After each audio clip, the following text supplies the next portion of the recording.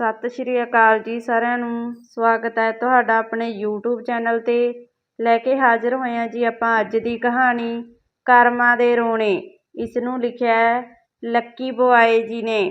ਆਪਾਂ ਹਰ ਰੋਜ਼ ਆਪਣੀ ਜ਼ਿੰਦਗੀ ਵਿੱਚ ਪਤਾ ਨਹੀਂ ਕਿੰਨੇ ਚੰਗੇ ਮਾੜੇ ਕਰਮ ਕਰਦੇ ਹਾਂ, ਫਿਰ ਵੀ ਆਪਾਂ ਕਦੇ ਵੀ ਇਹਨਾਂ ਕਰਮਾਂ ਦੇ ਫਲ ਬਾਰੇ ਨਹੀਂ ਸੋਚਦੇ।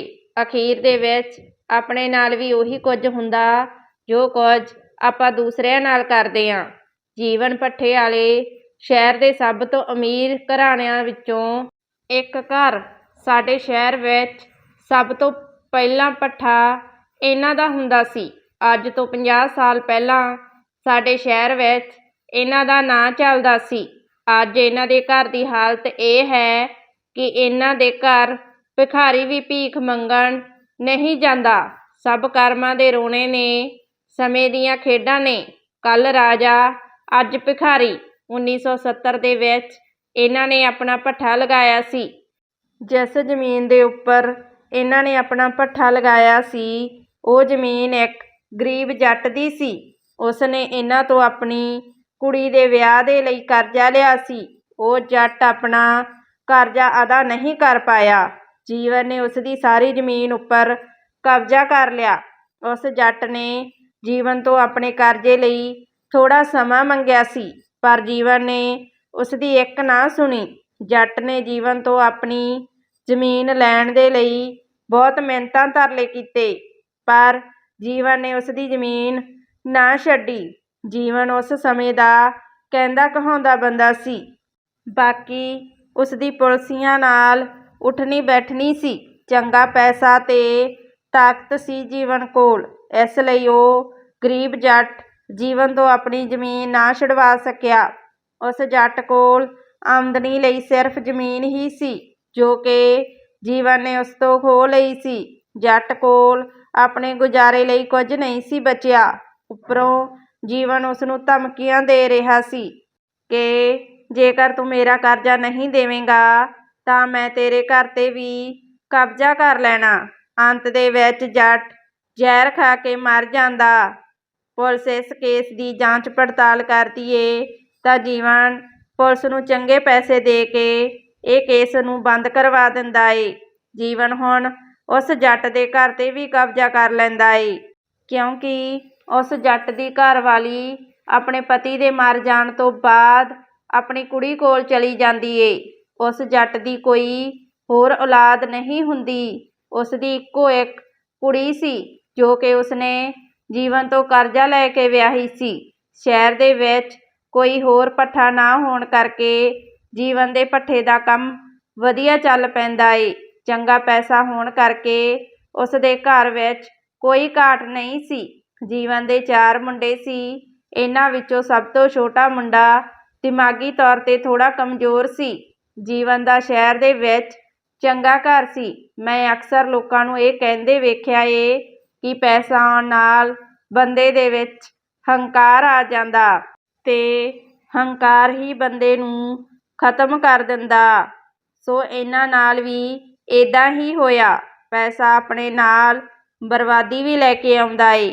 ਜੀਵਨ ਦੇ ਭੱਠੇ ਉੱਪਰ ਚੰਗੀਆਂ ਸ਼ਰਾਬਾਂ ਚੱਲਦੀਆਂ, ਪੂਰਾ ਦਿਨ ਜੂਆ ਤੇ ਜਨਾਨੀਬਾਜ਼ੀ ਚੱਲਦੀ ਸੀ। ਨਸ਼ਾ, ਜੂਆ ਤੇ ਜਨਾਨੀਬਾਜ਼ੀ ਇੱਕ ਇਨਸਾਨ ਨੂੰ ਇਹ ਤਿੰਨੋਂ ਕੰਮ ਬਰਬਾਦ ਕਰਨ ਲਈ ਕਾਫੀ ਨੇ।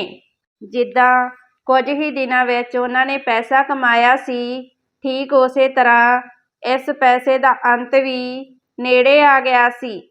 ਜੀਵਨ ਦੇ ਭੱਠੇ ਦਾ ਮੁਨੀਮ ਆਸ਼ੀਸ਼ ਆਪਣੇ ਮਾਲਕ ਦੀ ਕੰਮ ਵਿੱਚ ਲਾਪਰਵਾਹੀ ਦੇਖ ਕੇ ਭੱਠੇ ਦੇ ਹਿਸਾਬ ਕਿਤਾਬ ਵਿੱਚ ਹੇਰ-ਫੇਰ ਕਰਨ ਲੱਗਾ। ਇੱਥੋਂ ਇਸ ਭੱਠੇ ਦੇ ਮੰਦੇ ਹਾਲ ਸ਼ੁਰੂ ਹੁੰਦੇ ਨੇ, ਕਿਉਂਕਿ ਹੁਣ ਵਾੜ ਹੀ ਖੇਤ ਨੂੰ ਖਾਣ ਲੱਗ ਪਈ ਸੀ। ਭੱਠੇ ਦੇ ਮੁਨੀਮ ਆਸ਼ੀਸ਼ ਦੇ ਆਪਣੇ ਮਾਲਕ ਜੀਵਨ ਦੀ ਪਤਨੀ ਨਾਲ ਨਜਾਇਜ਼ ਸੰਬੰਧ ਬਣ ਗਏ ਸੀ।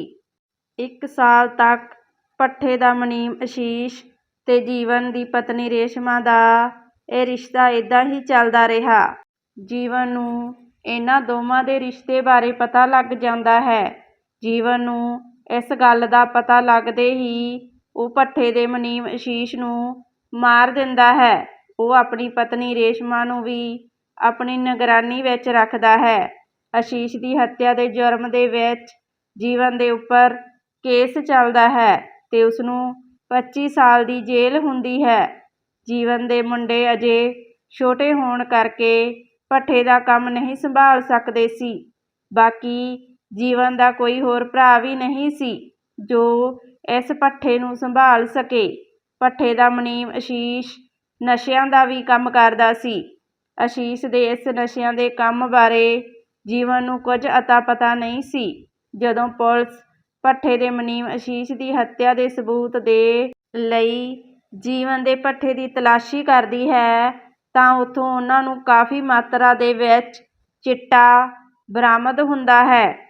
ਜੀਵਨ ਦੇ ਉੱਪਰ ਮੁਨੀਮ ਦੀ ਹੱਤਿਆ ਦੇ ਜੁਰਮ ਦੇ ਨਾਲ ਨਾਲ ਨਸ਼ੇ ਵੇਚਣ ਦਾ ਕੇਸ ਵੀ ਪੈ ਜਾਂਦਾ ਹੈ। ਪੁਲਿਸ ਜੀਵਨ ਦੇ ਭੱਠੇ ਨੂੰ ਵੀ ਸੀਲ ਕਰ ਦਿੰਦੀ ਹੈ। ਇੱਥੇ ਇਹਨਾਂ ਦੇ ਸਮੇਂ ਦੀ ਚਾਲ ਬਦਲਦੀ ਹੈ।